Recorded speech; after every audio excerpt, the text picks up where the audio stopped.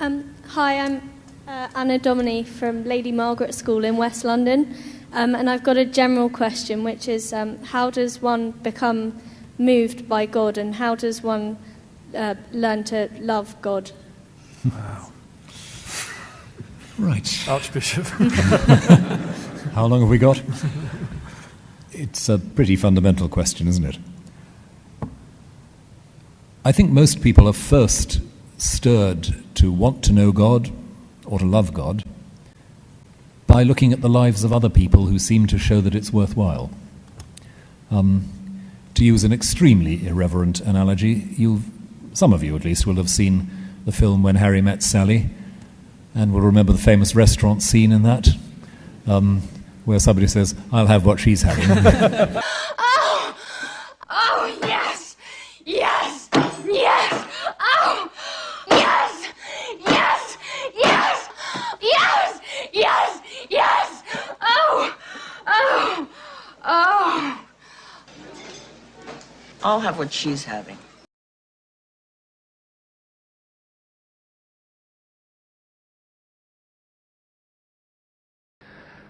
I remember many, many years ago seeing a rather radical and adventurous Roman Catholic priest giving a talk about sex to teenagers. And he came on the stage with a large L plate around his neck. I didn't say you were obsessed with sex for no reason, either. It's very close to the front of your mind. An awful lot of the time, it seems. If not always. Anyway, I shall bid you good evening now, because it's the 7th of August 2016 and it's just before 11 o'clock.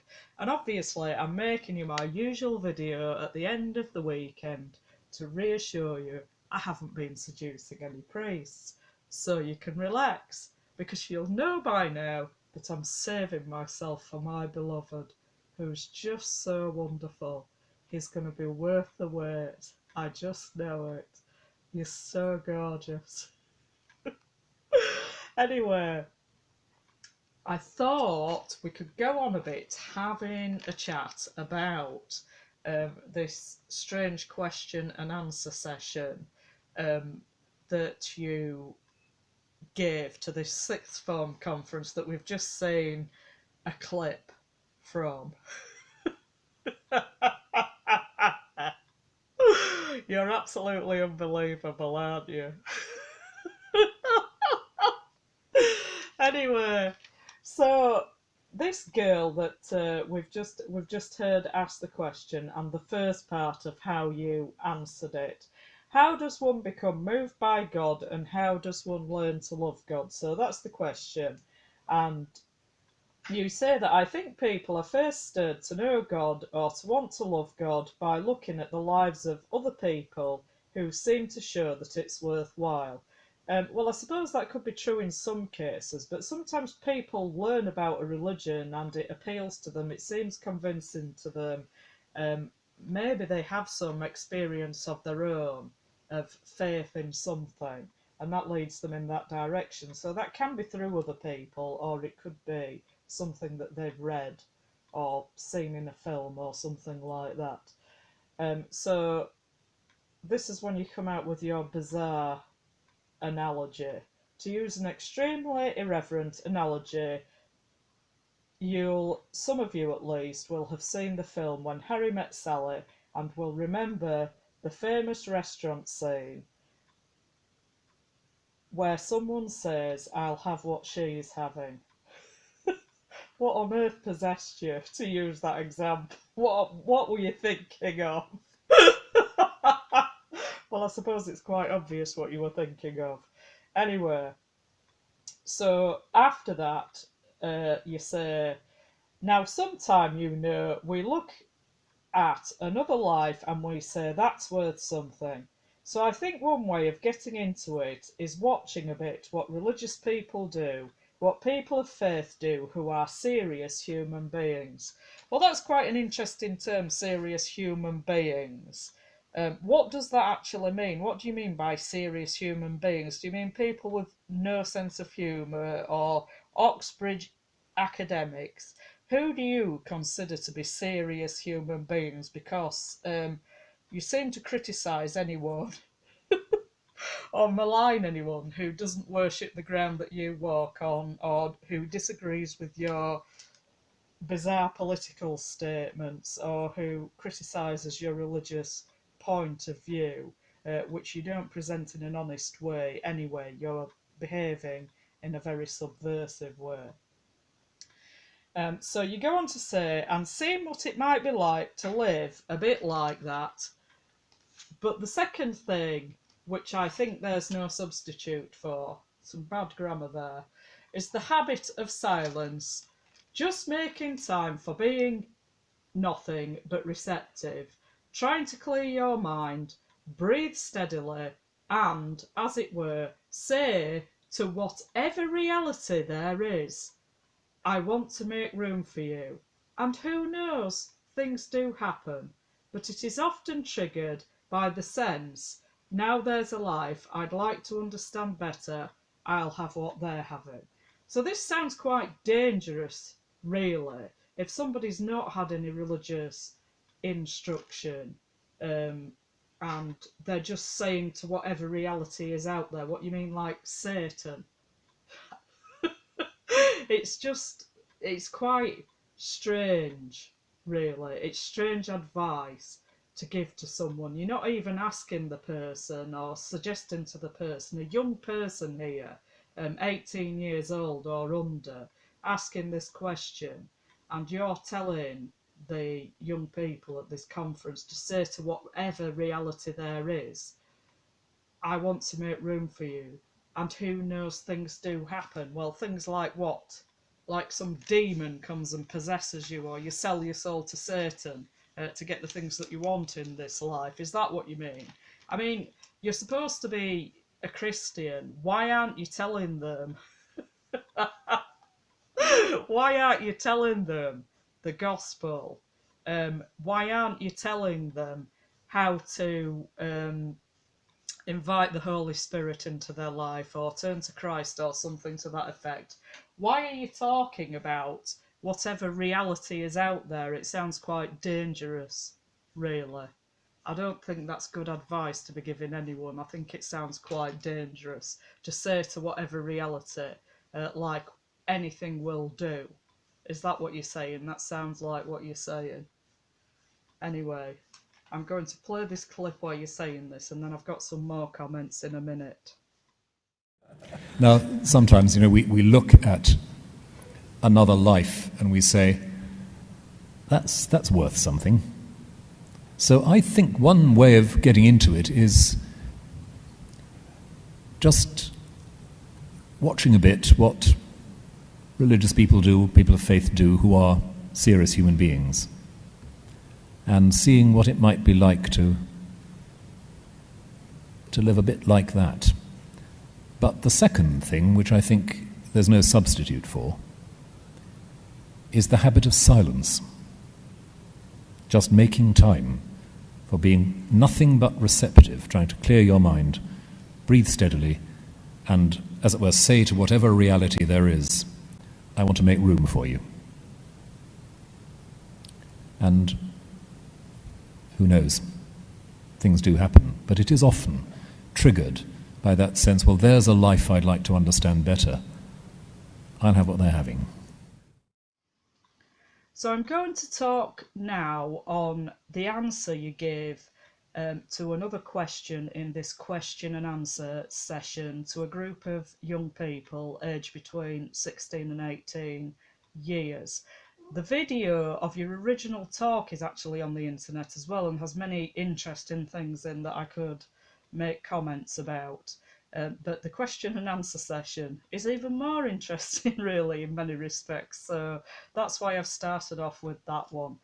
So I'm not addressing these questions in the order in which they appear in the video. So the one that I've just talked about actually appears later in the video than the other two that I'm about to speak about now. So I'm talking about the second question now, which I haven't I haven't written down what the question is, but it will appear in the clip I show of your answer, which I'm going to show after I finish these comments.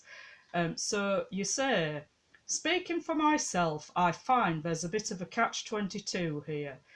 If you talk very clearly and robustly out of the centre of your Christian conviction, then somebody will say, I'm sorry, I don't understand you, you're just talking jargon. Well, to start with, you haven't got a Christian conviction, have you?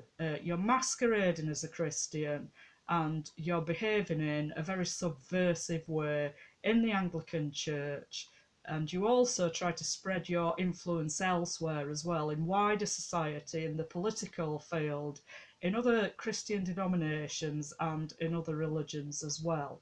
So you're speaking really from your Luciferian contract rather than from your Christian conviction, which is a myth.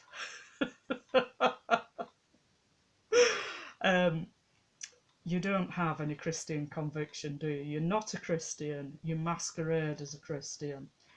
So you say, if you talk very clearly and robustly out of the centre of your Christian conviction, then somebody will say, I'm sorry, I don't understand. You're just talking jargon.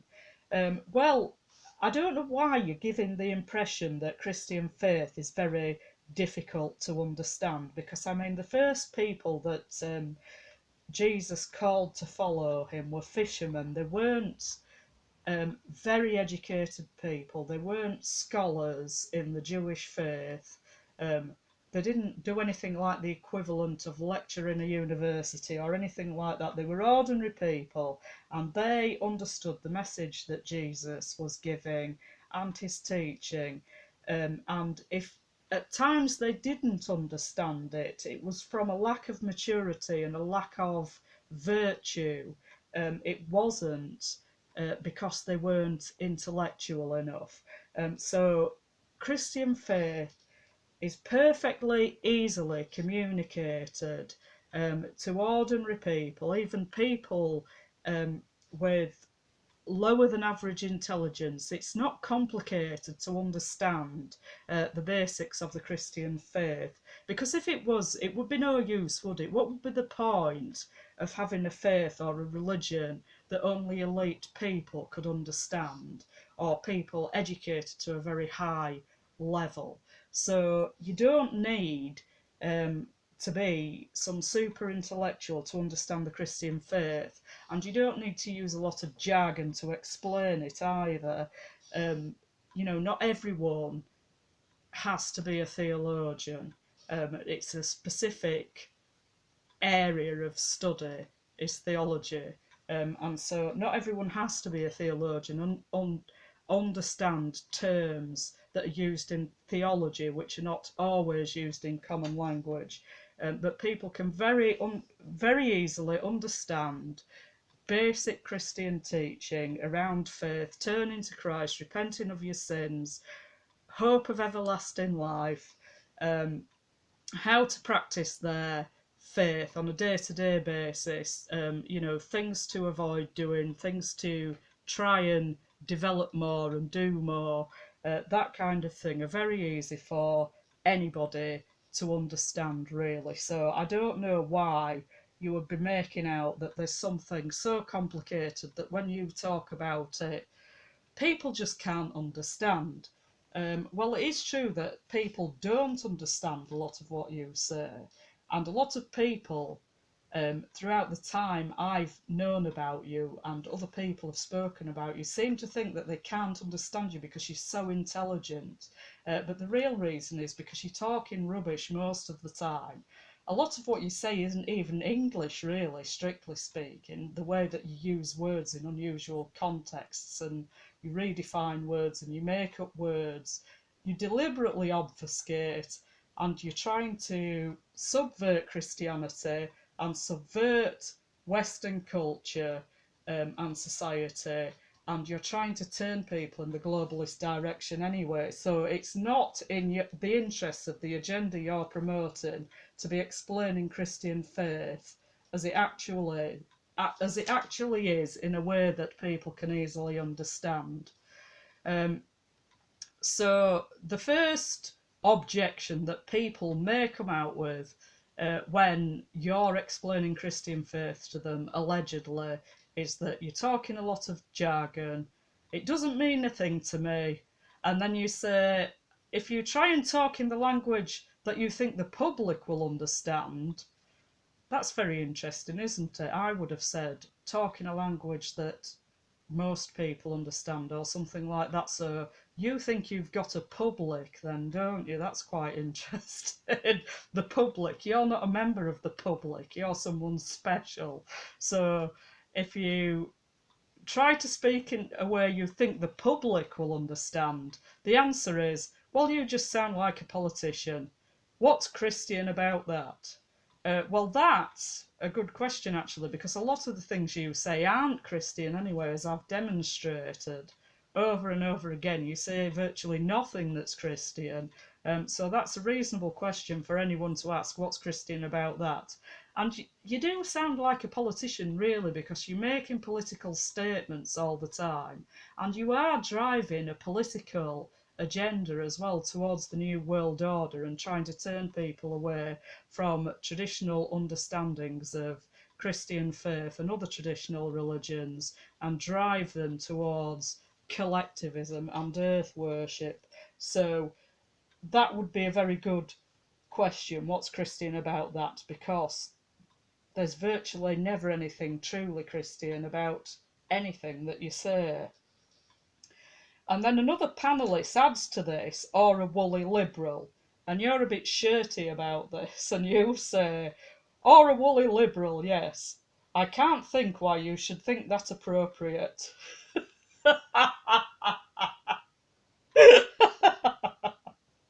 I'm not even going to comment on that. You're not even a woolly liberal, though, are you? You're deliberately subverting the Church of England and other churches in the Anglican Communion and anything else you can get your hand on in Western society or in terms of traditional religion or culture or whatever. So you're not even a woolly liberal. You just try to masquerade as a woolly liberal so that people can't pin you down on anything. So then you say, that's the catch, and that means there are two different ways of sounding stupid if you're a cleric, especially if you're an archbishop talking in the media, and I'm afraid I've become very familiar with both of them. Well, isn't life so difficult, really? Because it's funny, but whenever I talk about Christian faith, people do seem to understand what I'm saying. That might be because I'm generally speaking in English. I don't make up words, I don't redefine words. And I try to use words in the context for which they're intended. And then also, if I do use any words of jargon, if I was speaking in a conversation with someone, and like I would use a word that isn't used in ordinary language as a theological term, like eschatology, meaning the study of the end times, or theophany, meaning an appearance of God. If I was going to use those words, which I probably wouldn't in ordinary conversation anyway, but if I was going to use them, then I would explain what they meant. And I would assume that another person speaking the same language as me would have the intelligence to understand what I was saying. Whether they agree with it or not, or believe it or not, is another thing. But the point is, it's not difficult to explain these concepts. They're simple concepts. They're intended to help people achieve salvation, inherit eternal life, and to be able to practice Christian faith in their everyday life. And it's very related to ordinary life and the values you should adopt and the way it would be best to behave in your ordinary life. And the beliefs aren't difficult to understand either, except in the sense that God is a mystery and human beings can't understand everything about God in this life, but then you can explain that and people would understand that. And who would expect God to be so easily understandable anyway? So it isn't very difficult to communicate Christian faith. How did Christian faith flourish anyway if it was so difficult to understand?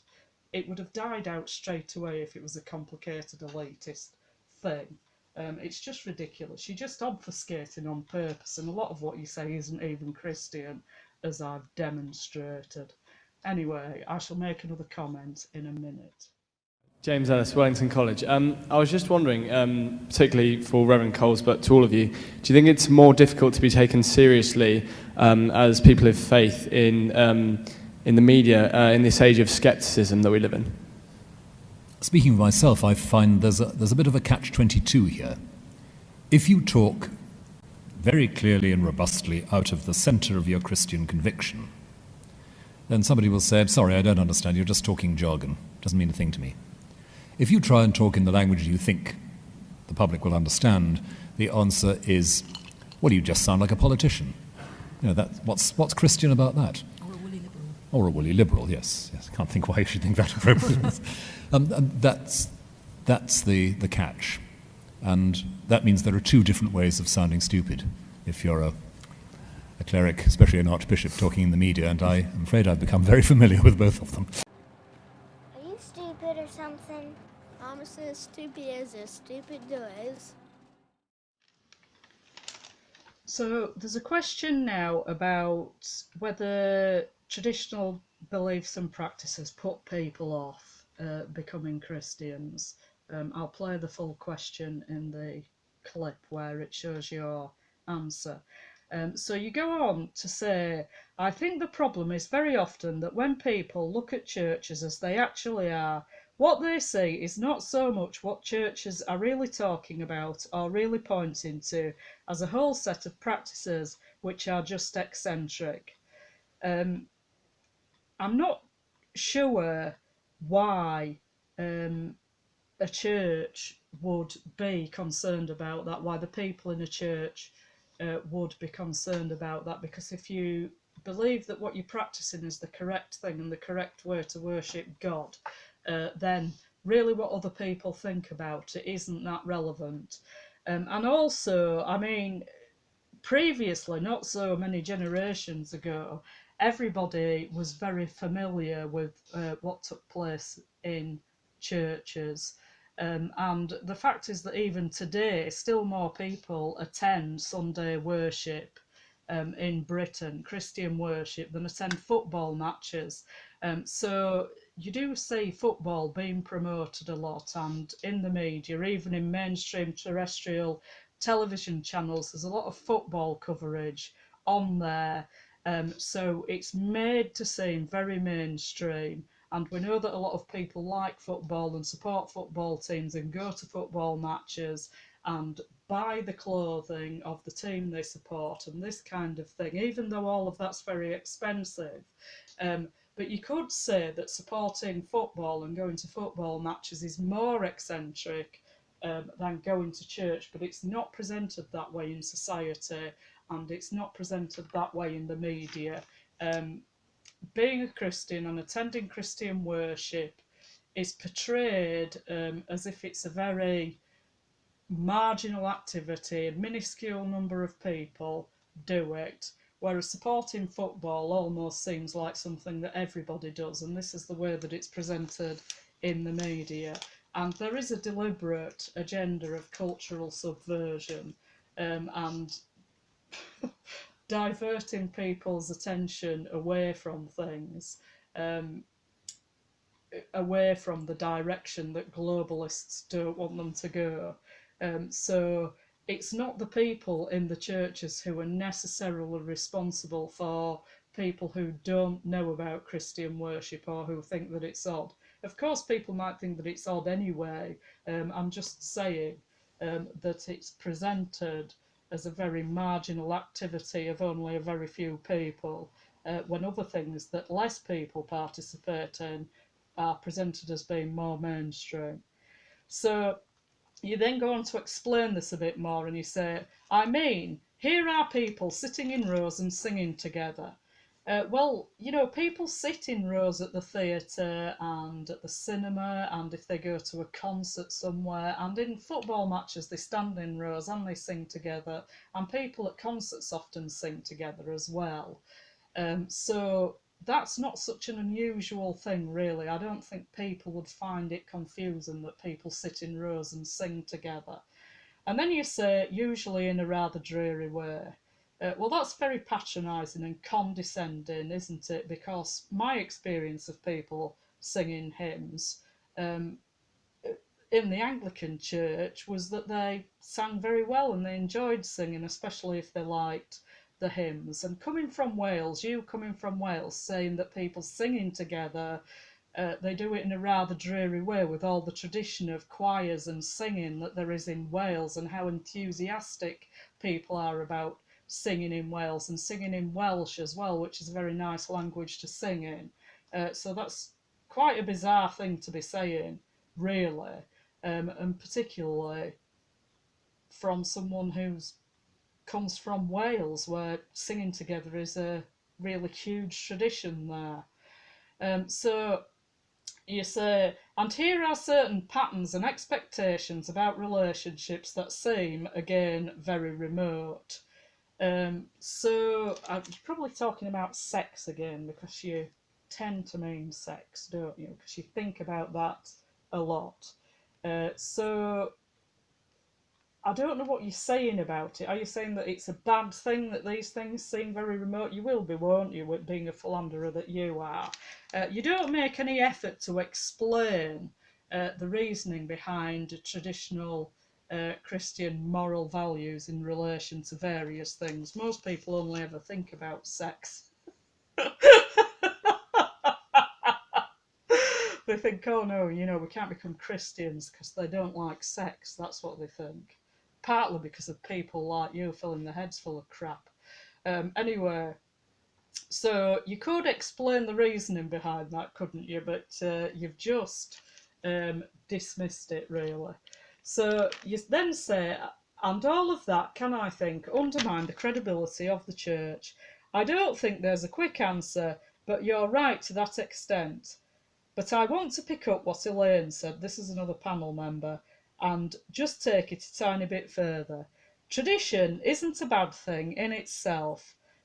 You emphasise tradition. Traditionalism is usually a very bad thing. So there isn't anybody who practices the faith of traditionalism. People who are Christians who adhere to traditional Christian values, beliefs, and ways of worship don't practice the faith of traditionalism. They practice Christian faith in a traditional way. So there's no such thing as traditionalism in that sense, because the way you talk about it, you're implying that it's kind of a separate way of believing. Tradition is, if you like, what's handed on, a sensible, insightful, enriching way of looking at things. So there isn't any traditional doctrine being handed on or anything like that, any traditional patterns of worship. No, we need to sweep all of those away and all become a fresh expression of church, don't we? The emergent church. Which undefines Christianity and is everything is experiential. And this is how it all happened in the early church as well, according to you, in the early Christian generations. They were all sitting around navel gazing when one day someone came up with the idea that God was a Holy Trinity. So you then say, and in that sense, I say three cheers for tradition. So then you say, traditionalism is really saying you can never do anything for the first time. Well, this isn't true at all. And also, it makes it seem like the tradition is the ultimate goal, whereas it's actually, practicing Christian faith in the correct way, which is the goal of traditionalism, really, as I suppose. So traditionalists don't say that you can never do anything for the first time. It's just that there's a limit to what you can do and what you can teach and legitimately call that Christian as the faith that was handed on to us from the apostles, whatever your belief is about how it was handed on. You know, whether it was just in scripture or also in the teaching of the church and so on. So traditionalists don't say you can never do anything for the first time, only that there's a limit to what you can do. For example, you couldn't start teaching that people should see God as being part of creation, or that creation is part of God, the earth is part of God. You couldn't worship the earth and still call yourself a Christian, really, or say that that was a Christian way of worship, because it isn't, because Christian faith has always prohibited the worship of material things. And the Jewish faith before that as well, and still to this day for people who are Jews. In salvation history, it's never been permissible for Christians or Jews to worship the earth or to worship idols, or to worship anyone or anything apart from God, who is spirit and truth. As Jesus said, God is spirit and truth. So it's impossible for people to start worshipping the earth or telling people to worship the earth and call that Christianity. There are limits to what can be called Christian. It doesn't mean you can never do anything for the first time, just that there's a limit. So you say, but when I think of the tradition of the church, I don't think first of, you know, what colour you paint the pews. Well, you've just trivialised tradition, traditionalism and traditionalists by using such a ridiculous example. First of all, because no one paints pews, but you probably don't know that because you've never had any training for ordination and you were never a parish priest. Nobody paints pews. This is what you do. You trivialise the beliefs of your political opponents to belittle them. You belittle people by implying that people who think you should practice Christian faith in a traditional way are just throwing a tantrum over what colour to paint the pews, when no one even paints pews anyway. You did this, I spoke about it in the last video when I was talking about individualism, and I explained what individualism meant as opposed to collectivism, and you defined individualism as consumer choice, really. It's just about, I should be able to do anything I want and have 10 different brands of cornflakes to choose from. That's how you belittled the belief, the individualist ideology, for want of a better word, when really it's about the individual having inherent rights and dignity that no other person or collective is allowed to violate, and the individual can't be sacrificed to the collective. And you belittled that by making it all about consumer choice. So this is how you belittle people and beliefs that contradict your own political agenda. So you then say, I tend to think of the Creed, which to me is a hugely exciting document. Well, the Creed, there's more than one Creed, actually. There's two that are recited in the liturgy, mainly the Apostles' Creed and the Nicene Creed, which are statements of Christian faith talking about the Trinity, about the virgin birth and resurrection from the dead of Jesus, and about the hope for believers for forgiveness of sins and everlasting life and that kind of thing. So there's two that are mainly used in the liturgy. There's also another one that's occasionally used in Anglican liturgy, the Athanasian Creed, which is a much more lengthy thing. So I wouldn't really refer to them as documents, really. They're statements of faith. If they're documents to you, they're just something that you study in an academic sense, aren't they? So you then say, it's something which, going back to my earlier language, shows me the big world we're supposed to live in. I don't even know what that's supposed to mean or how it relates to the creed, the big world we're supposed to live in. It's complete and utter nonsense. This is what we say about God. Well, that's interesting, isn't it? When we recite the creed, this is what we say about God. It's not what we believe about God, then, it's just what we say about God. Wow, this is what we say about God's involvement with the world. So again, it's something we say then, according to you, not something that we believe. And, you know, it's massive. It's exhilarating. I don't even know. That's just melodrama, emotion, impressionism. It doesn't really mean anything. And then you say, I don't want to let go of that because it's part of what makes that bigger world possible. So it is very much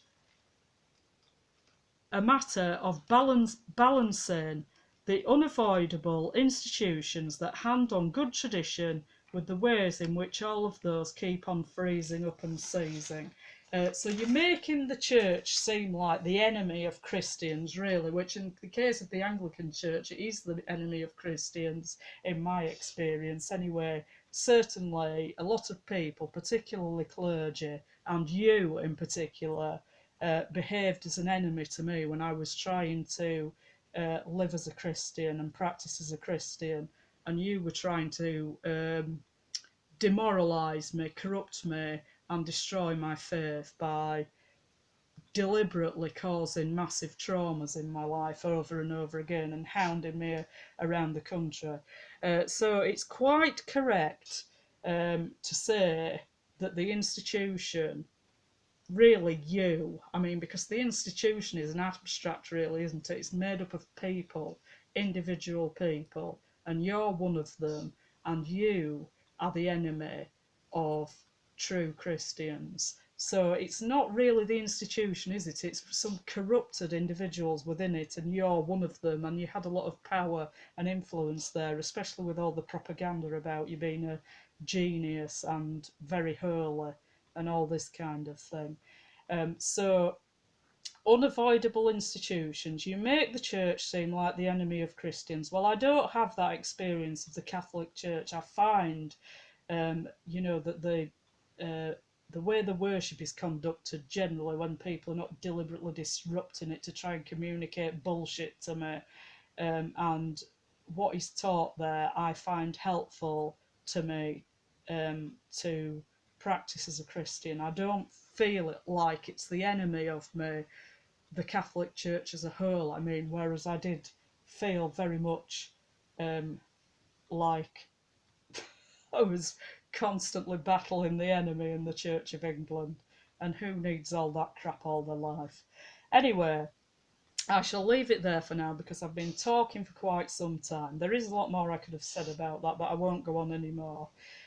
So I'm going to make a comment about my beloved in a minute, and then I shall leave it for this evening. Hey, my name is Bethan Harris. I'm from Bishop O'Landolph High School in Cardiff. To whoever, I'm not first.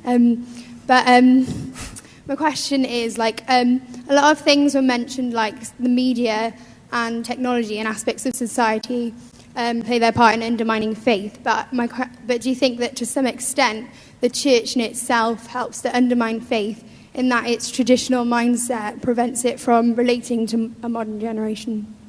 Thank you. Elaine? Yes, I'm not sure that the trends that I was pointing to necessarily undermine faith all the time. I think they represent both challenges and opportunities in lots of different ways. I think the problem is that very often when people look at churches as they actually are, what they see is not so much what churches are really talking about or really pointing to, as a whole set of practices that are just eccentric. Here are people sitting in rows and singing together in usually a rather dreary way, and here are certain patterns and expectations about relationships that seem, again, very remote. And all of that can, I think, undermine the credibility of the church. I don't think there's a quick answer, but you're right to that extent. But I want to pick up what Elaine said and just take it a tiny bit further. Tradition isn't a bad thing in itself. Traditionalism is usually a very bad thing. Tradition is, if you like, what's handed on as sensible, insightful, enriching ways of looking at things. And in that sense, I say 3 cheers for tradition. Traditionalism is really saying you can never do anything for the first time. But when I think of the tradition of the church, I don't first think of, what colour you paint the pews.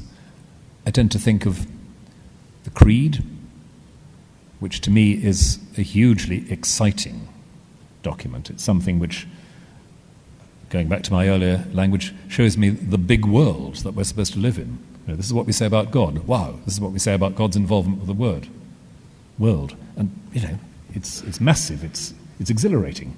And I don't want to let go of that, because it's part of what makes that bigger world possible. So it is very much a matter of balancing the unavoidable institutions that hand on good tradition with the ways in which all of those keep on freezing up and seizing up.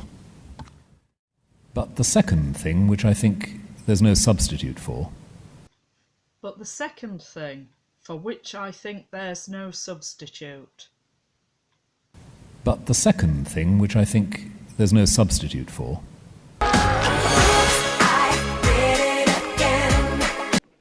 And what I say is, them as pinched it, done her in.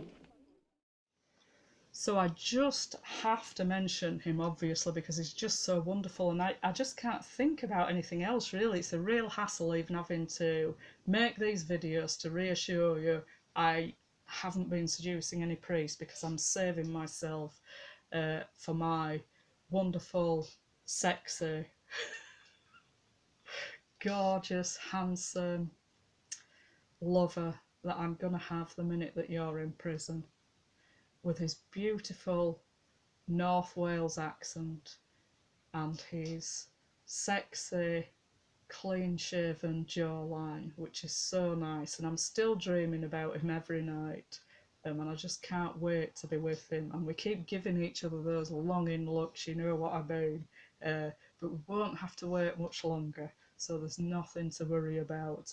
And we'll obviously, I'm looking out for a good photographer so we can have this photograph professionally taken to send to you as soon as you're in prison, because it's all down to you that we've found each other. So I won't go on any longer now about that, but I will be showing up to arrest you still. That's still what I'm planning to do, so don't forget to be alert. Hasta la próxima.